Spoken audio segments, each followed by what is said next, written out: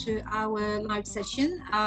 This is Eva Hussain, Director at Polaron, speaking to you from Melbourne, where it's a bit of a muggy day, not much sunshine, but it is kind of summery, so we're not complaining. I wanted to introduce you to somebody very special this morning, someone that I've known for some years, but we kind of lost touch, but reconnected via LinkedIn. And her name is Ranmalee Mendis. She's from Monash University. She works as a project officer. Good morning to you, Ranmalee. Morning, Eva. Pleasure to meet you and be online. Really good for you to join us. And you and I have a lot of things in common. One of the things we have in common is that we are migrant women, I guess, not to put anybody in the box. The other thing we have in common is that we work in the professional space. And the third thing is, I guess, that we speak a number of languages and we call international superwomen, right? Yes, super. Yeah. Tell us, what do you do at Monash? What's your job there?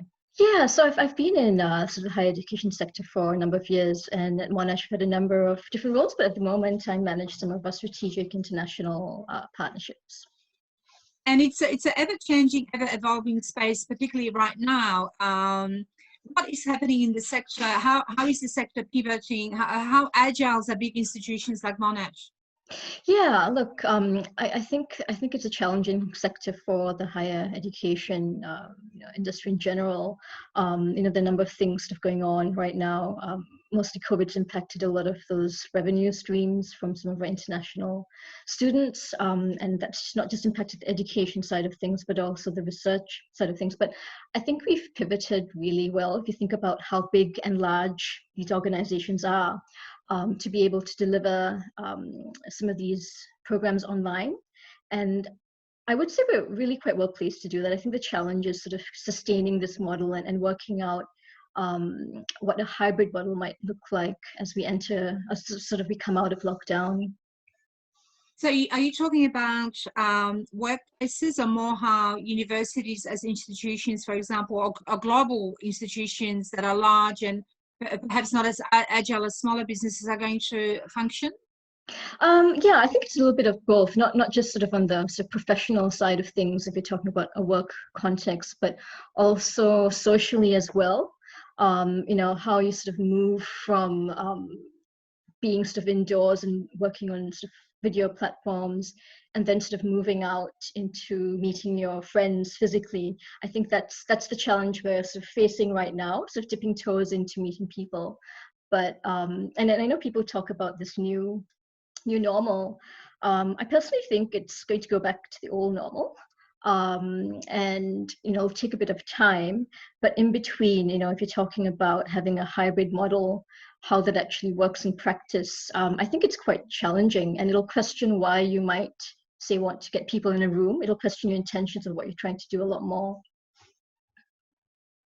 That's so interesting you say that. So when I hear the word or the expression new normal, it confuses me, because I think it probably means different things to everybody. And the word normal even is a strange one to hear, but the old normal, I like that, because I guess what you're trying to say here is that there'll be more of that human connection that at the moment we don't have, because we spend all day on Zoom. And so how would you say what happened with COVID, which is what we wanted to talk about, has affected communication, firstly in a big institutions like the one you work at, and secondly in your own space, which is a little bit different than just working, for a university, for an educational institution, because you're also very enterprising.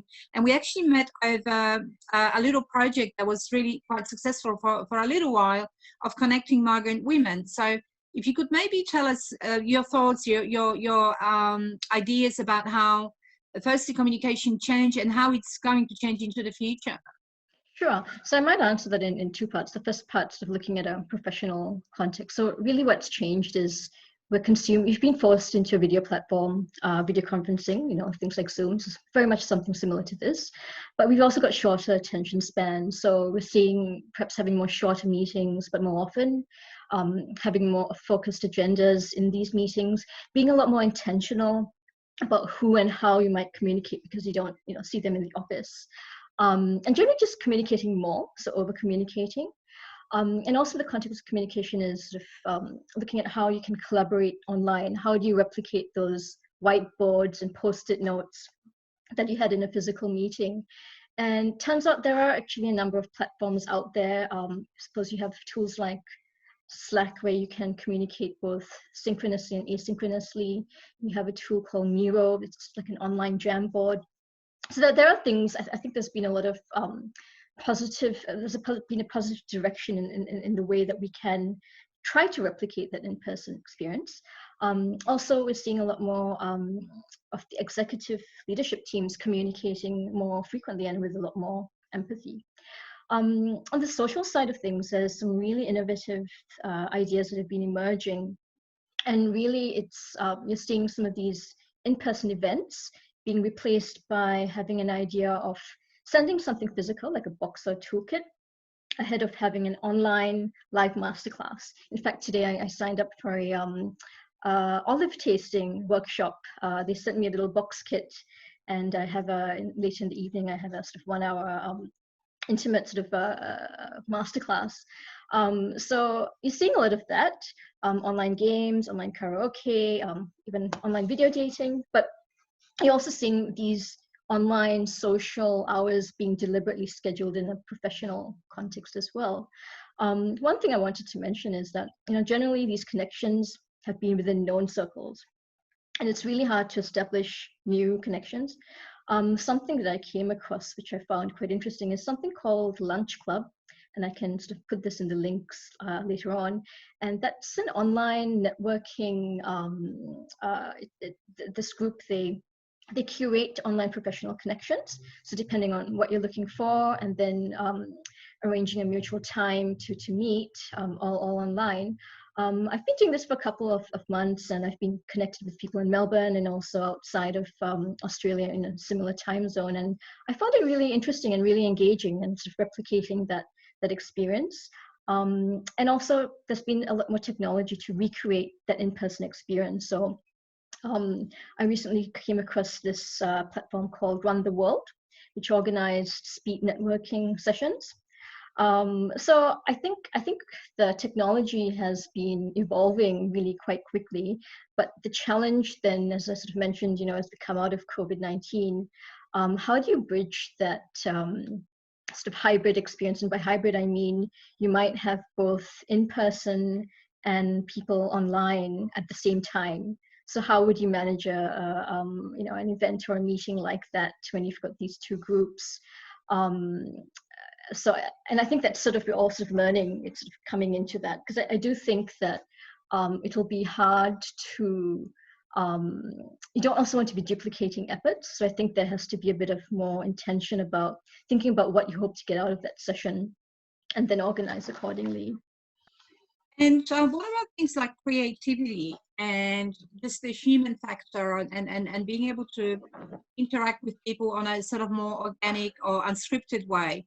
Is that completely lost, or do you think technology will somehow provide a platform for that, or we will find a way, or we'll get used to it? Because I think it'll be pretty sad if everything's replaced by Zoom. That'll be my nightmare, to be honest. But it's got a lot of. You've mentioned so many benefits. But what are some of the drawbacks, and what happens? What do you do to maintain that creative streak, that organic, unscripted way of communicating? Yeah, that's an interesting challenge. I mean, it's something that I think about as well. But if you think about it, it's the perfect time to be creating or starting anything new, no matter how crazy you think the idea is. I think with the sort of this organic connection. So the offline equivalent would be perhaps to go to an event organized by Meetup. Well, they're actually going online, so it's just moving the mode of communication. But I must say it is a bit harder sort of meeting new connections when you don't see them in person. It's a good proxy having something through video. I think once we go back, into sort of post-lockdown, given the choice, I think people will revert to face-to-face. Sort of having, because that's what's been missing.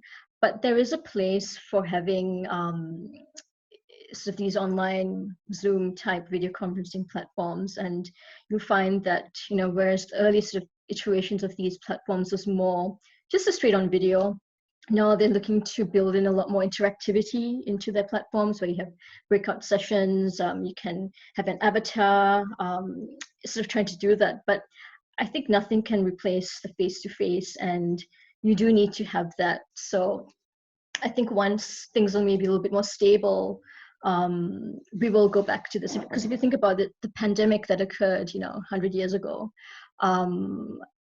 everyone went, it's not, I mean, I know we didn't have the technology then, but I do think it's just something we're doing in response to something we're forced to. But if we're not forced to, I think if we had that choice, I think we might just go to something that's a bit more personal and face-to-face in real life.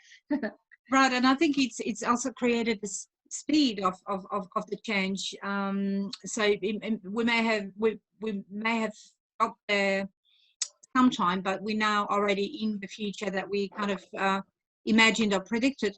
I don't know if you know this, Ranmalee, but you're quite an inspiration, I think, for a lot of people, myself included, because when we met you, this is probably like 7 years ago, I think you were, well, not necessarily starting up, because you have, you know, long-standing professional background and provenance.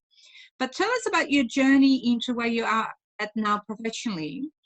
And, you know, coming from an English-speaking country, but, you know, to an English-speaking country that's really quite different, because Australia is a very interesting amalgam of cultures, and it's very quite different to where you've come from. And I came from a non-English-speaking country, another thing altogether. But in terms of your professional journey, could you just tell us how you made it, if I can call it that way, and what sort of supports did you have? How did you keep yourself resilient and moving forward? Do you have like a life plan? Do you have, you know, do you sit down at the beginning of every year and you map it out and you make it happen? What happens? I wish I could say I sit down and plan. There's a general plan, but what actually happens is quite different. But my brief journey, so I was born in Colombo and I grew up in Singapore, where I spent most of my life. And for the past 9 years, I've been based in Melbourne. In between, I lived in London and also Newcastle, New South Wales. I switched careers. So I was quite early in my careers in auditing at PwC. And I switched to the education sector by working in a business conferences company, a school, and perhaps most recently in higher education sector at Monash Uni, and just before that at the National University of Singapore. I really enjoy the education sector. There's something about being immersed in a dynamic learning environment where you're shaping young minds, and also in the midst of researchers creating impactful research, and something quite highly motivational about it. And I remember a colleague once remarked, it's an industry where your customers or clients kind of stay the same each year, but you age every year. You know, in terms of kind of moving, so I think it's a challenge. I mean, Singapore, for the most part, I would say, is quite sort of English speaking. It's quite multicultural. In some ways, I found it quite similar moving to Melbourne. I didn't find it a huge cultural shock, but I think the key challenge when you first move is really trying to find your tribe, finding people and making friends, particularly as you come in sort of a little bit older and you're not into, so you don't come in as a university student. I found it really challenging. And for about, you know, a year or so, I was just going for this event, that event. And I mean, I have a close circle of friends right now, but even then I do still find the need to connect to new people and cultivate new relationships, quite professionally and socially. And the thing that, to answer your question, what kept me resilient is really knowing that you have to do a little bit of this sort of go out and put yourself out there and be prepared to say, okay, no, I don't want to be a friend, or no, I don't think we should connect. I think you have to be prepared to do that, knowing that ultimately there will be some pot of gold at the end of the journey. And yeah. I would say that I haven't found the pot of gold, but it's getting there. That's so interesting, Ranmalee, because the way that I explain it to people that are not migrants, and I think once a migrant, always a migrant, is that it's not like you can bump into your high school friend here, you know. And we do, in the Polish language, we explain it by sort of transplanting a tree that's rooted. So it's much harder to do that to a tree that's older and more established than a younger. Exactly. It's sort of, it's a little bit like that. But what would you say? So you were talking about the conscious effort of getting out there and challenging yourself to expand your networks. But what would you advise advise people that have just arrived or might feel a bit intimidated or not really know what to do and how to build those networks, those connections? Yeah, I think it's important. Like, I think you want to feel safe. And there are a number of, if you sort of go to some of these meetups, I think it's about experimenting a little bit. And let's say you find one group, actually really you just need one person initially. It's sort of working through who you know. So you might say, okay, you go to an event and you find someone that you connect with. You might then ask that person, oh, do you know someone else? So it's rather than, sort of starting a scratch every new, but all the time. But I think the other part is also taking a bit of initiative, because this is something I remember. I was always waiting for others to invite me. But then I realized actually when you start initiating a meetup or something, then people are actually drawn to you as well. And so that's sort of two things. One is trying to work with who you do know, and the other is also taking some initiative to organize something. I think those are two things that I personally found quite helpful. Yeah, and they really stand out in the way that you've explained it. But of course, it's all about building confidence and leadership. And yes, you're going to stand in that corner maybe a bit awkwardly for about 10 minutes. But then, when everybody realizes that everybody's awkward, Exactly. hopefully the energy and maybe cancels out. helps. But you also have quite an enterprising backbone, I guess, to put it this way. Tell us more about your little initiatives that you get off the ground every now and then. What's the newest baby? Yeah, so maybe before the newest baby, the oldest baby, and that's something you sort of mentioned. So sort of rising from these themes, I started something called Project 35. Back when I sort of first moved here, I was finding it hard to meet people, waiting for others to initiate things. And I also felt I wanted to do something charitable. So I decided on one weekend, I think it was a Saturday night, I was all alone and feeling sorry for myself. And I thought, oh my goodness, I feel so socially isolated. And then I Googled this and I realized actually I don't really have a reason to be feeling this way, because I can do something. People are feeling socially isolated, perhaps the people who, maybe the elderly or people who can't, have some mobility needs. And then I decided I had to make a change and be quite bold. And I came up with this project where I would meet 35 new people and ask that they introduce me to 35 new networks. For each person that would introduce me to a new network, I'd make a donation, $35. And I combined it into a lump sum and finished the project in about 1.5 years. I met 35 people who introduced me to 35 new networks, and I've got a blog about it. And I found that the minute sort of you're just making a start, it really helped. And I sort of did this through a combination of emailing a few interesting people and then going to as many different types of events as I could find and I could attend. And it was really a really good learning experience for me. And I'm glad that I did it. So that's one sort of enterprising old baby. My new baby is sort of trying to combine the idea of learning and networking. I find it quite easy. I find it more effective sometimes to listen to someone and just hear directly from someone and get the context of certain things. And I started something called pickmybrain.live, which was essentially about bringing the concept of picking someone's brain, but online. So something like this, but maybe more in a sort of small group setting. And look, it's something that's still in progress, and it's quite hard sometimes to do these things on your own. So, if there's any sort of words of advice, is find a friend, find a co-finder who can help you. So I do have two questions. Speaking of picking your brain, why 35? Why did that? What was there some sort of a scientific? It was, let's just say, it was a milestone milestone journey in my life. Right, we can guess probably what that is, but we're not going to mention That's that. right. That's good. And what did that teach you, apart from the obvious of connecting with people, but getting something like that off the ground, and you called it our baby? What did that teach you? What sort of leadership skills have you developed going through that process? Yeah, so look, the 35 on that blog are the 35 successful ones. So I had to approach at least maybe 50 to 60 different people. So my hit success rate was about, maybe about 60 to 70%. So really my biggest learning experience from that was, because I'm also quite introverted. I'm not naturally sort of a out there, gregarious sort of person. So for me, the biggest learning experience was that I had to really brace myself to develop some kind of thick skin in anticipation of being rejected. And I think this applies to most parts of our life when you're starting something new. But I think the other biggest thing was just making a start, no matter how small, because you get your feedback. I think a lot of times people think, oh, you need to have this perfect concept and plan.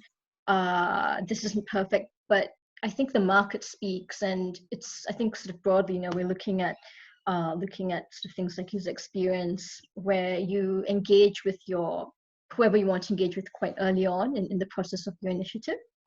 So yeah, those are some lessons that I'll continue to take with me.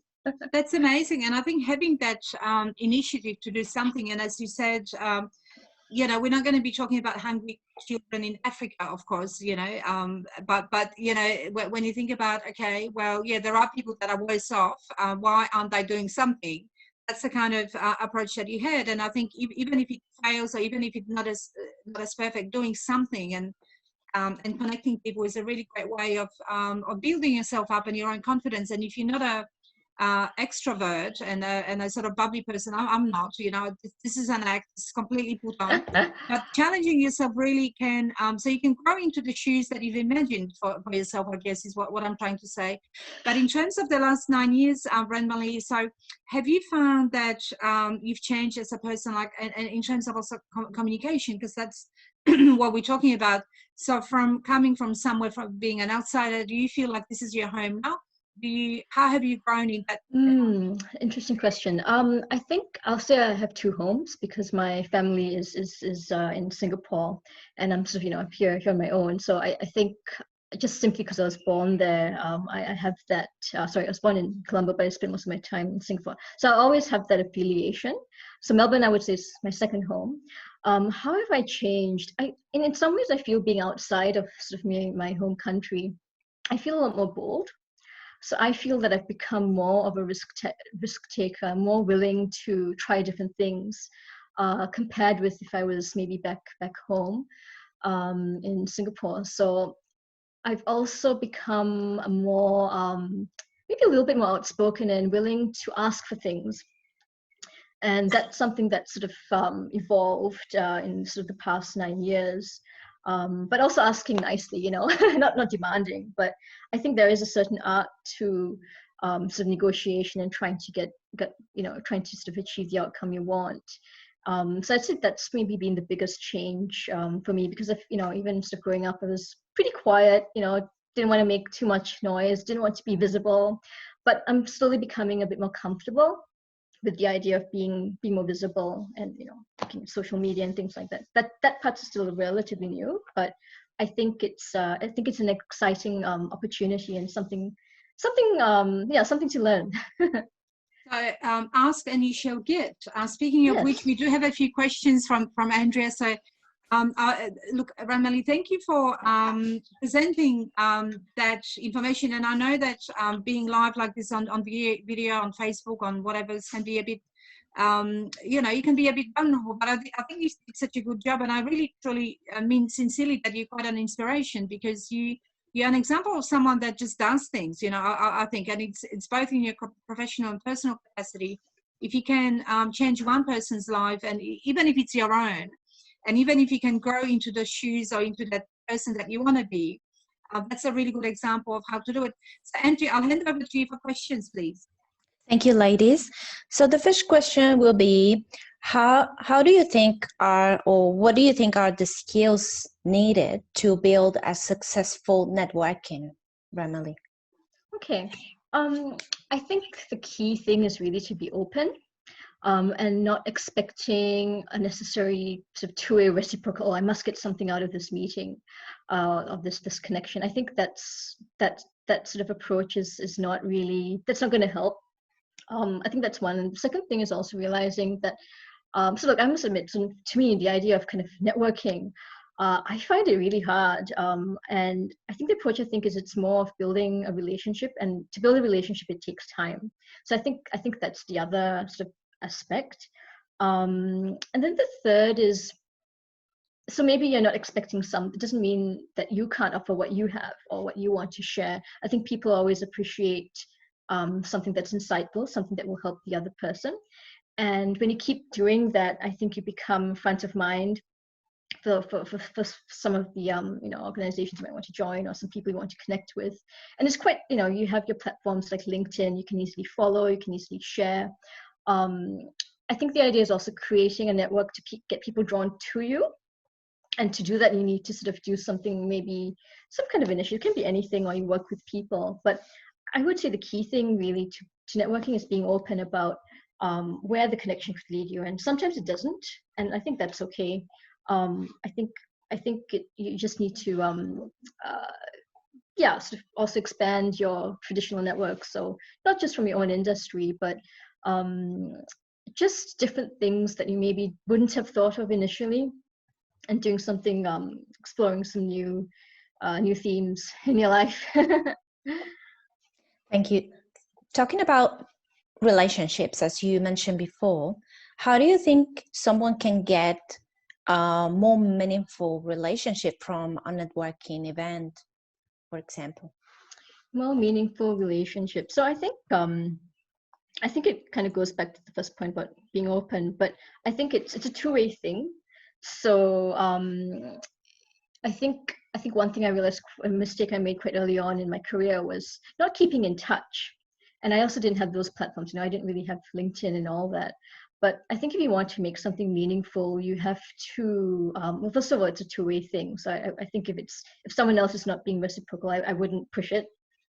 But I think if there is that initial bit, I think it's about staying in touch, once in a while, and maybe offering to meet, for coffee. Maybe we can do that now, or just even online. So to create something meaningful, I think you have to create some kind of value, and at the same time, you also want to help yourself, right? I think, let's be honest, we want to get something out of it as well. But I think that comes later, and perhaps it comes naturally as well as you start to build that relationship. No more questions, ladies, at the moment? I definitely have one more. I have a couple here, but I think we've got virtually 2 minutes. So Ranmalee, if you were thinking of yourself 9 years ago, what advice would you give yourself? Just one piece of really decent, really useful advice. Do not be afraid. It's okay. I think I would have, if I look back now, I think I would have, it's easy to say this now, but I think if I had maybe ventured a little bit more beyond my sort of initial circle, and maybe did it quite quickly as well. So maybe a rapid exploration of everything that's out there. I think that's something that I would have told myself to do. And there's one other quick question. What's your tip for overcoming fear of failure? So I think the tip is just acknowledge, yeah, it's a failure. People say, yeah, it's a learning experience. Yeah, it is a failure too, but I think there's nothing wrong with failing. I think that the part is really being resilient and moving on from it. So if we look at a lot of successful leaders, they don't let any failure, they just learn from it, pick yourself up, and that's the key thing. Learn from it and don't make the same sort of mistake. But I find in Melbourne, people are generally quite helpful, and generally quite open as well. But perhaps it's about maybe, as I said, exploring the different meetup groups that are out there, and finding something that resonates with you. And it does take a little bit of time, I think. So yeah, do not be afraid of rejection. And that's hard, isn't it? But Ranmalee, you've got such a wonderful positive energy and this quiet confidence that I'm very admiring of. And I think you're a deep thinker, and I think you do connect people. And I'm one of them that we've connected, a couple of times over the last few years. And it's the kind of relationship that you can pull in and out of. Like there's no I don't know what to call it, but there's no obligation to stay in touch if it doesn't work at one particular point. But I think you are someone that is very open to connecting. And when we said, can you come and talk to us, of course you said yes, and I was very pleased to see you again. So from us at Polaron, I wanted to thank you sincerely for sharing your experiences, and do not be deceived. This woman's let me tell you, she does wonderful things in her own special, quiet way. And I think overcoming that fear of rejection and that anxiety that's so natural to so many people is something that you should be proud of. And I certainly have taken lots of your tips on board, and I'll try and life is an ever learning thing. You can't ever stop learning. So thank you. I'll hand over to you just for the last few words, but sincerely thank you, and we wish you best of luck with your work and with your little projects, and maybe there's a third baby on the way, I don't know, but whatever it is, keep in touch.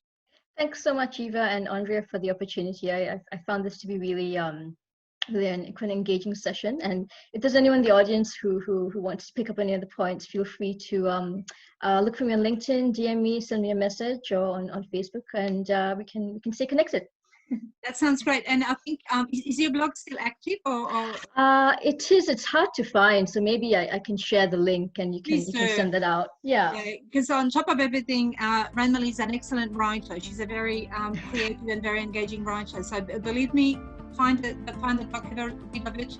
And again, if you have a need to be I guess mentored by somebody informally, Ranmalee is your person. And thank you so much. And have a great day, everyone. Thank you, Ranmalee. Thanks, Eva, Andrea. Bye. Thank you, ladies. Thanks, Andrea. Bye-bye. Bye.